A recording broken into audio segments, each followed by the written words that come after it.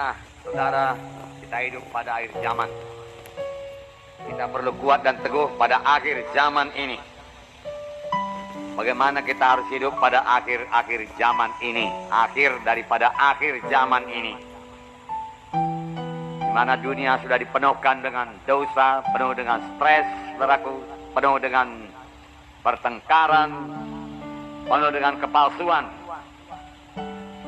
Kita banyak mendengar hal-hal tersebut di TV, di radio, di koran-koran, majalah-majalah, mass media, saudaraku. Kita bisa mengambil kesimpulan beritanya, berita yang negatif, yang menakutkan, yang suram, berita kejahatan, berita kekejaman, dan lain sebagainya, saudara. Bagaimanakah kita menanggapinya sebagai anak-anak Tuhan? Berita itu betul, saudaraku. Tidak pun 100%, barangkali 80%. Jadi kalau memang dia menceritakan mengenai pembunuhan, kekejaman, memang itu terjadi, saudaraku. Nah, apakah itu menakutkan kita, saudaraku? Saudara, sebagai anak-anak Tuhan, selain daripada memandang kepada segala perkara yang terjadi di dunia sekarang ini, segala kejahatan, ya, segala dosa yang bertambah-tambah, ya, kita juga harus memandang dengan iman. Kita perlu memandang kepada Tuhan kita yang besar, Tuhan Yesus yang hidup, ya, Tuhan Yesus yang mendengarkan doa kita dan menjawab doa kita. Kita perlu memandang kepadanya dan bersekutu erat dengan Dia pada akhir zaman ini. Kita perlu mematuhi Tuhan kita itu. Kita perlu mendengar suaranya, saudaraku, supaya kita jangan, ya, dikuasai oleh suara-suara dari dunia ini saja yang bisa membuat kita capek, lelah, khawatir, takut. Lalu kita mulai merasa, kalau keadaan sudah begini nggak mungkinlah kita mengerjakan pekerjaan Tuhan lagi. Itulah maksud si setan. Dalam beberapa minggu ini kita mendengarkan firman Tuhan bahwa setan memberikan kekhawatiran, ketakutan, kelelahan, pikiran-pikiran negatif kepada kita supaya kita mulai menyerah. Nggak bisa lagi saya mengerjakan pekerjaan Tuhan, nggak bisa lagi aku melayani. Nah, itu pikiran daripada setan, strategi setan. Tapi saya juga sudah mengatakan kepada saudara bahwasanya setan tidak berhak atas pikiran saya, setan tidak berhak atas pikiran saudara. Bukan dia mengendalikan pikiran kita.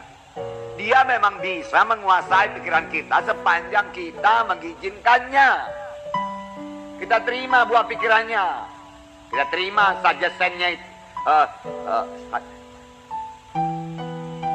sarannya. Ya, kita terima sarannya, kita okekan, ya.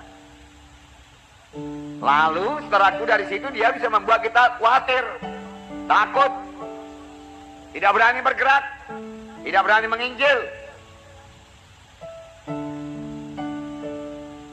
Tapi kita harus melihat kepada besarnya Tuhan kita itu, hebatnya Tuhan kita itu, dekatnya itu kepada kita, setianya kepada kita.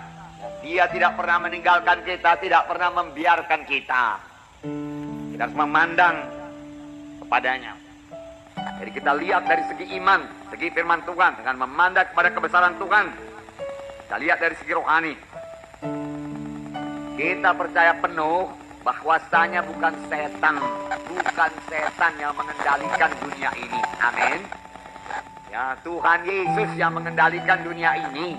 Tuhan Yesus yang membangun sidangnya di dunia ini.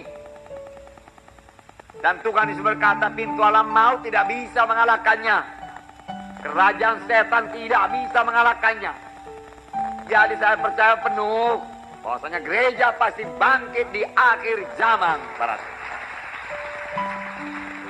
Bertambah jaya di akhir zaman, bertambah besar, bertambah suci, ya, bertambah dewasa di akhir zaman ini, bertambah-tambah mengerti, menyambut maksud dan menyambut kehendak Tuhan, bertambah-tambah penuh dengan Roh Kudus di akhir zaman, sehingga dia bertambah-tambah mampu mengerjakan pekerjaan Tuhan, bertambah-tambah mengerti mengerjakan pekerjaan Tuhan di akhir zaman ini. Itu berarti saudara dan saya harus bertumbuh. Amin, saudara.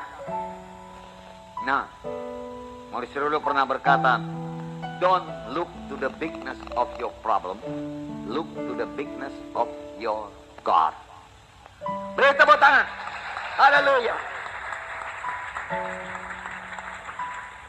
Kapan problem, persoalan mulai datang, nampaknya hebat, nampaknya besar. Lihat Tuhan yang jauh lebih besar daripada persoalan saudara.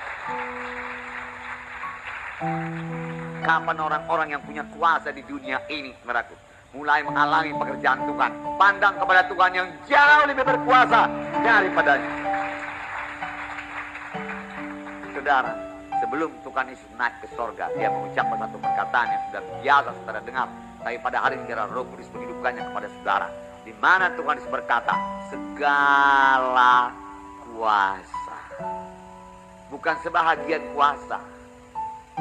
Segala kuasa ada padaku, Tuhan Yesus berkata. Ada pada Tuhan kita Yesus Kristus, saudara. Segala kuasa. Dan itu diberikannya untuk gerejanya.